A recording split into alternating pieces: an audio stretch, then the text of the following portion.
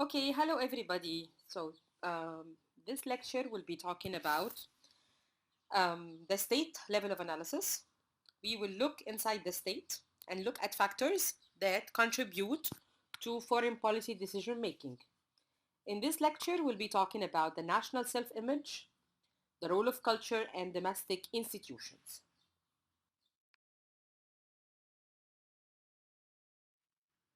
So the state level of analysis, we are actually examining what is inside the state, factors and characteristics, okay, inside the states that shape their foreign policies, okay. We divide those factors into two broad categories, okay, at the state level of analysis. We look at the societal factors and we look at the governmental factors. At the governmental factors, we look at the type of the political system, okay, democracies and non-democracies, okay. We also look at the bureaucracies, the bureaucratic model, the one we discussed last week, okay. The bureaucratic infighting among government agencies. And this is what we called last week the bureaucratic model. Also, we look at the societal level. At the societal level, we look at the economic system. Capitalist systems behave differently in foreign policy than non-capitalist systems. This is the theory. Okay, we look at the demography. Okay, the makeup of the population. So if we have the Sunni Shia split, for example, we also look at ethnic factors and how it affects the state foreign policy. It can also provide the state with certain connections, okay, like for example the connection between Iran and Syria based on the demography. We look at the interest groups, the role of interest groups, and in that we can actually follow the writing of John Mearsheimer and Stefan Waltz when they talk about the role of Israel lobby, okay, in pushing United States toward the war against Iraq in 2003. So the role of interest groups and how they pressure government to follow certain foreign policy action, or the role of Israel lobby and the connection between United States and Israel.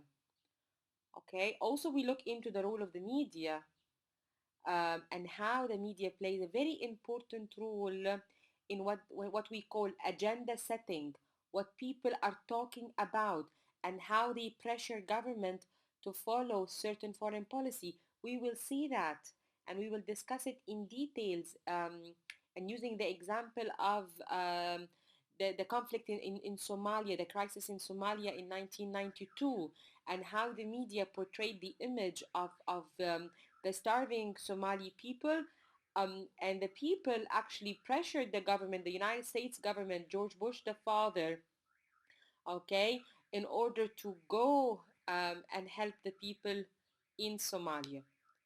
So those are the broad categories related to the state level of analysis, the societal factors and the governmental factors, which we will cover this week and next week as well. First of all, Rosenau tried to create a pre-theory, and the theory is called the ideal nation type. He tried to link state type to certain foreign policy behavior, okay? And the types could be the size, the nature of the economic system, the political system. As you will see from the book, from the chapter, this theory was not proved, okay? We cannot actually use it. So he tried to link certain types like, for example, large states behave in a certain way, small states behave in other ways. Also, economically developed countries behave in a certain way and underdeveloped countries develop in a certain way. We also, we can look at into open, politically open political systems, and closed political systems and how they behave. But we cannot, or we could not, or he didn't actually reach a theory, a coherent theory about this.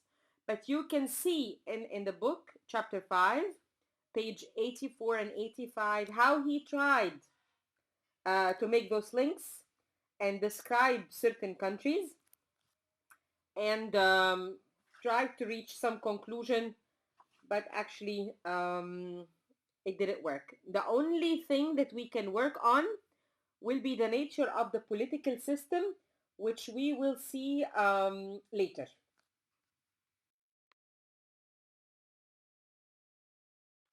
This part is really an interesting part. The national self-image. Every nation has an idealized stereotype of the in nation, okay, who we are, and this stereotype is culturally shared by everybody in the nation. To make this idea clear, imagine Egypt. Do we have a national self-image? Yes, we do. We think that Egypt is the mother of the world. مصر أم الدنيا. Okay? That's the national self-image of the Egyptian.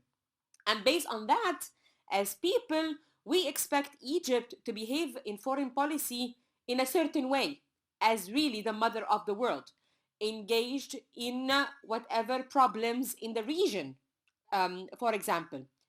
So you see Egypt being involved in Libya, concerned about Syria, concerned about Yemen. So Egypt as the mother of the world, or Dunya, we believe that we have to behave according to this idealized stereotype. The book has a number of examples about this idealized stereotype or the national self-image. We have the Dutch self-image. Okay, in the Netherlands, people think of their country as their country should do some good in the world. Okay, this is the Dutch self-image. And accordingly, you will find that the Netherlands, okay, as a country in its foreign policy, very much committed to international law, okay, to the international legal system, especially when it comes to human rights issue. You have in the Netherlands, The Hague, the International Court of Justice is over there. And this commitment is in part due to the Dutch national self-image. Also in Canada, Canada has a national self-image, that of the helper fixer, or the peacekeeper par excellence. And of course, Canada behaves accordingly. Okay, you see Canada accepting refugees from war zones. Okay, you see Canada very much involved in addressing human security issues. You see Canada, and it has a strong commitment to peace and security around the world. This is related to the national self-image of Canada as a nation.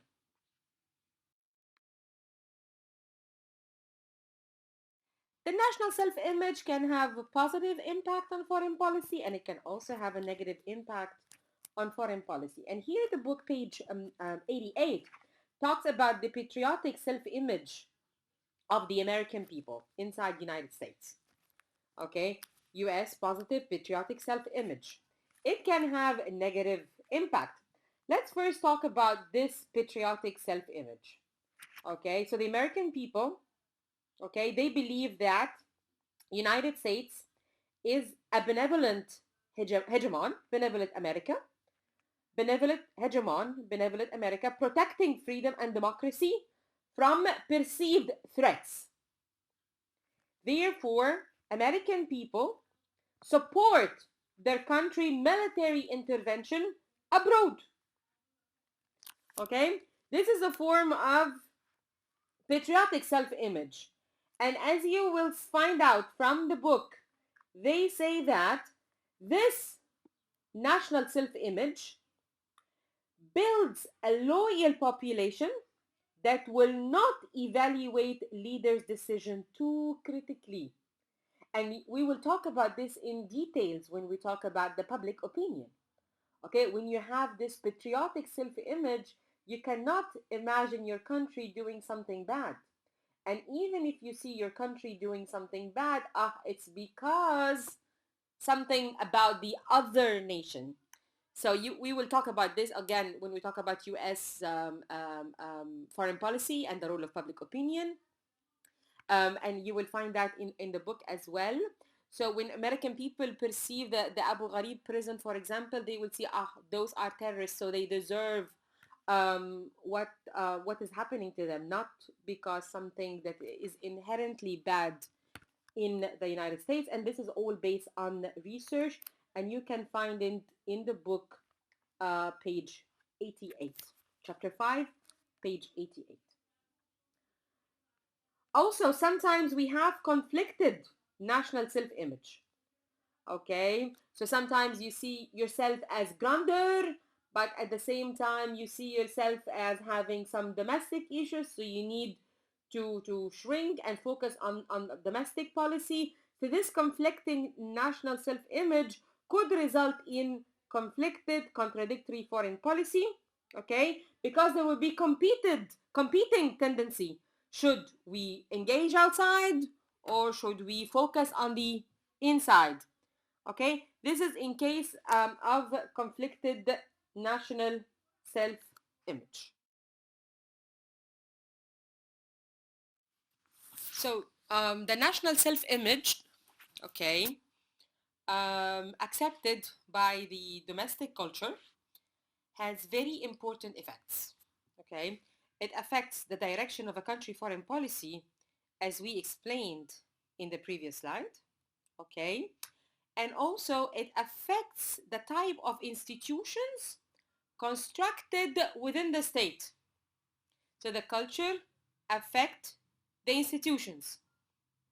Okay, democratic culture affect democratic institutions, and this in turn affects the foreign policy decision making power allotted to those institutions.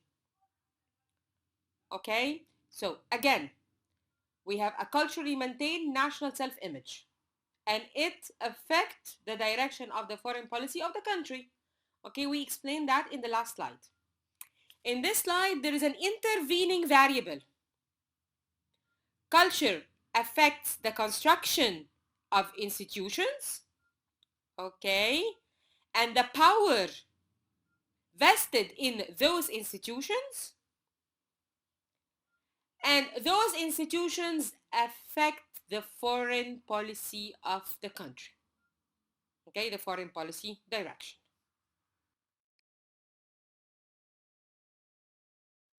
For example, before World War II, Japan has a very militaristic culture.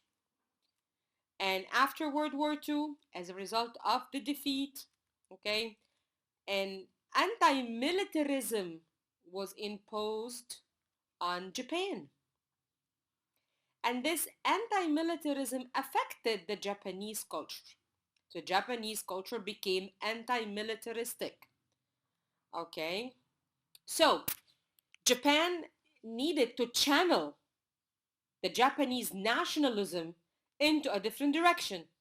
So instead of channeling Japanese nationalism into military security, as it was the case before the defeat in World War II, now Japan has to channel the same sense of nationalism, but toward the pursuit of economic security and economic superiority.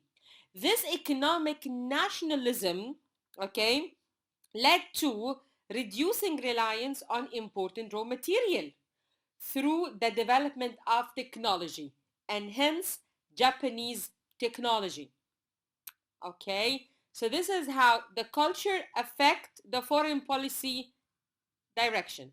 So now Japan, instead of focusing on becoming a military superpower, no, Japan is focusing on becoming an economic giant, an economic major power, instead of a military major power.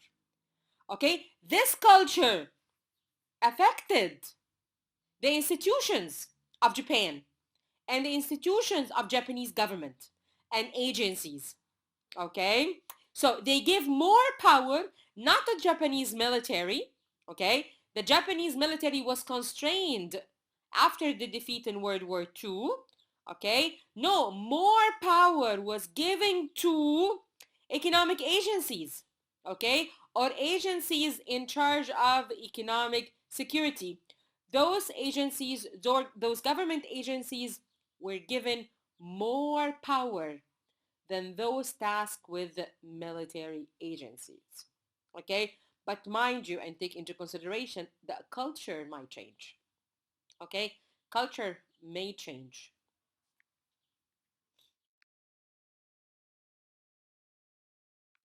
Remember when I told you that Rosenau tried to link the nation type, size, political system, economic system to specific foreign policies? Okay, we have another attempt. Here it is the democratic peace theory. The argument is democracies are peaceful nations, are peace-loving nations, and therefore they do not go to war against other democracies.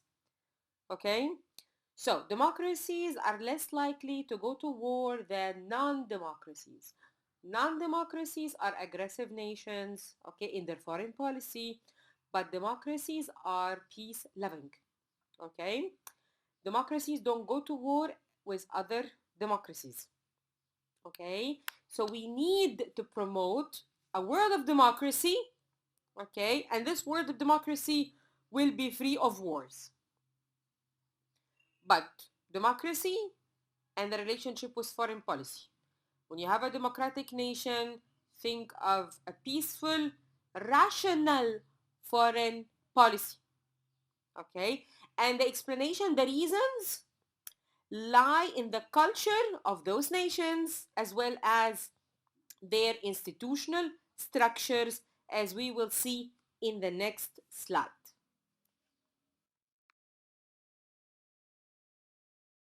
Okay, so let's first talk about the democratic peace and how it is affected by culture. Okay, so in a democracy, people are peace loving. Okay, this is the norm that is prevalent in the society. People have alternative way to solve their conflicts and solve their problem. So democracies are peace loving because of the norms of conflict resolution within the society. Okay, leaders of those countries tend to use the same norms, okay, that is prevalent in the society and in the culture in their foreign policies. Okay, so we have the norm of the society, the norm of conflict resolution, the norm of peace loving, and these societal norms are translated into foreign policies. Okay, but the problem is leaders of democracies cannot be constrained with peaceful standards in their dealing with non-democratic leaders, because it is not sure that the non-democratic leaders will be constrained by similar peaceful constraints. Okay, so democracies can be peaceful toward other democracies because they expect that they will respond in the same way, but democracies cannot be peaceful toward non-democracies because they are not sure that non-democracies will be reciprocal, will do the same thing. Okay, so let's talk about the other side, the democratic piece and the institutional structure. In democracies, you have institutions, okay, and you have checks and balances. You have division of power, okay, division of power with checks and balances. Those constitutional arrangements, okay, they put constraints on foreign policy. They prohibit violent foreign policy behavior. For example, a leader of a democratic nation cannot declare a war without getting the approval of parliament.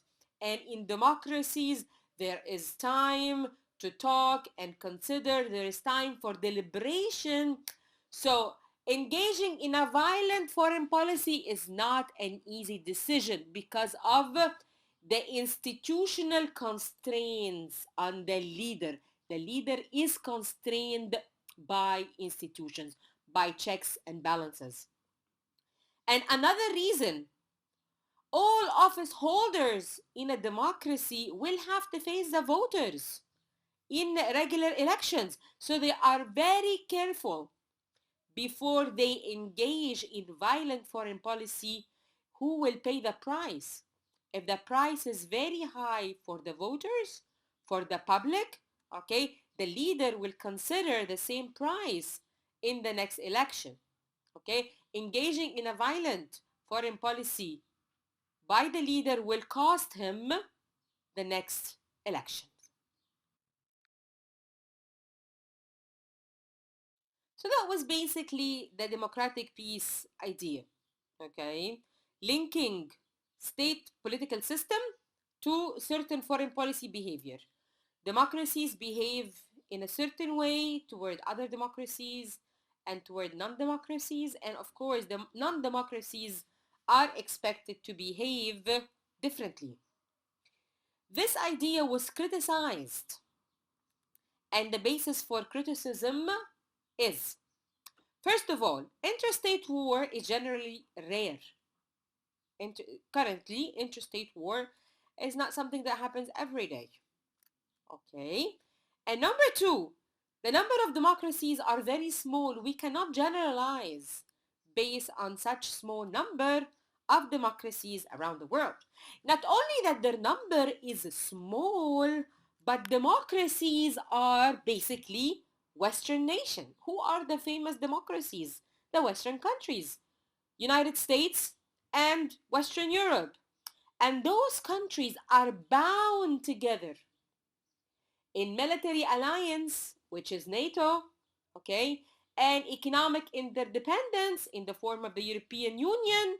So therefore, it goes without saying that they will not engage in conflict, okay, violent conflict against one another because of this connection, military connection and economic connection, okay. Also, those democracies are rich countries, okay, and they are bound together by economic interest, by many other interests, not just economic interest, but economic interest and military interest. They have interest to bind them together, okay, so they will think twice before jeopardizing those interests. Also, others criticize the idea of democratic peace because many times it has been used as justification for Western imperialism. Think of United States when invading Iraq in 2003. The main argument was that the US is going to Iraq in order to liberate the Iraqi people, to promote democracy in Iraq. So this idea of promoting democracy abroad or regime change from above, it is being criticized for being a justification for Western imperialism, Western expansion, Western interference in the domestic affairs of other countries. Okay, thank you for listening.